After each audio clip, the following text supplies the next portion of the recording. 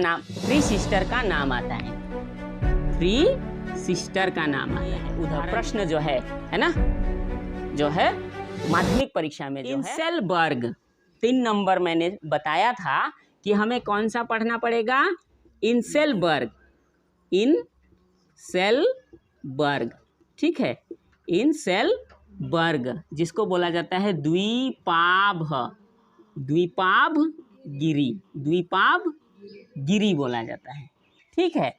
तो ये भी क्या है, चट्टान है, ये भी क्या है, चट्टान है। और वायु के अपघर्षण, वायु के अपघर्षण क्रिया द्वारा, है ना, अपघर्षण क्रिया द्वारा जो है बहुत वर्षों तक ये क्रिया होती है। और यही क्रिया होने के कारण जो है ये खास करके मरुस्थलीय क्षेत्रों में इसे देखा जाता है। कहाँ देखा जाता है, मरुस्थलीय क्षेत्रों में देखा जाता है। तो बहुत वर्षों के अपर्दन क्रिया द्वारा, है ना, और अपघर्षण क्रिया द्वारा जो है बहुत वर्षों बाद जो है इस तरह से आकृति जो है दिखाई देता है। मरुस्थलीय क्षेत्रों में इस तरह का आकृति दिखाई देता है, इस तरह का आकृति दिखाई देता है, ठीक है, इस तरह का आकृति दिखाई देता है, जो कि एक द्वीप का जैसे दिखाई देता है। कैसे दिखाई देता है, वो द्वीप का जैसे दिखाई देता है। तो द्वीप का जैसे दिखाई देने के कारण जो है, द्वीप के जैसे दिखाई देने के कारण जो है इसे जो है द्विपाभगिरी कहा जाता है। क्या कहा जाता है, द्विपाभगिरी कहा जाता है, जिसे अंग्रेजी में इंसेलबर्ग भी कहा जाता है, ठीक है। और ये किससे बने होते हैं, तो ग्रेनाइट और नीस से बने होते हैं। ये ग्रेनाइट और नीस से बने होते हैं, ठीक है। ये खास करके इस तरह का जो है इंसेलबर्ग या द्विपाभगिरी हमें कहाँ दिखाई देता है, तो सहारा मरुस्थल, सहारा मरुस्थल में, है ना। साथ ही दक्षिण अफ्रीका में इस तरह का मरुस्थल हमें दिखाई देता है ना। तो सहारा मरुस्थल क्या है, विश्व का सबसे बड़ा मरुस्थल, विश्व का सबसे बड़ा मरुस्थल, ठीक है। ये आप लोगों को छोटा क्वेश्चन में भी आएगा। तो विश्व का सबसे बड़ा मरुस्थल क्या है, तो सहारा मरुस्थल है। और दक्षिण अफ्रीका में इस तरह का उदाहरण हमें देखने को मिलता है,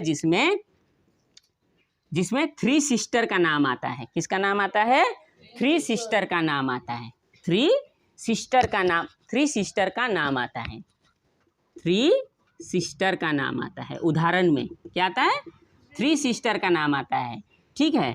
तो ये कहाँ है, तो विक्टोरिया वेस्ट के नॉर्दर्न कैप में, कहाँ, साउथ अफ्रीका में, कहाँ है, साउथ अफ्रीका में है, ठीक है।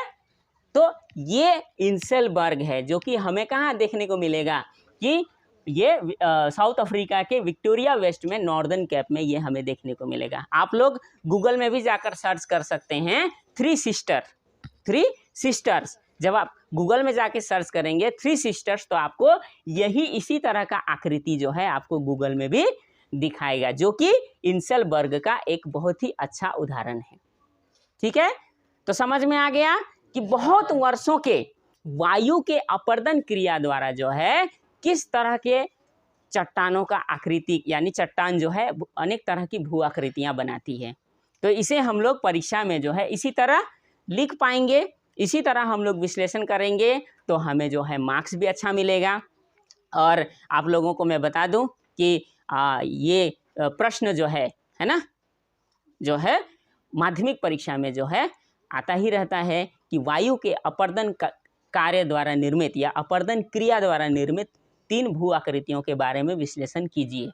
तो आप लोगों को इसी तरह से जो है इसको विश्लेषण करना पड़ेगा, ठीक है। समझ में आ गया, okay, thank you so much.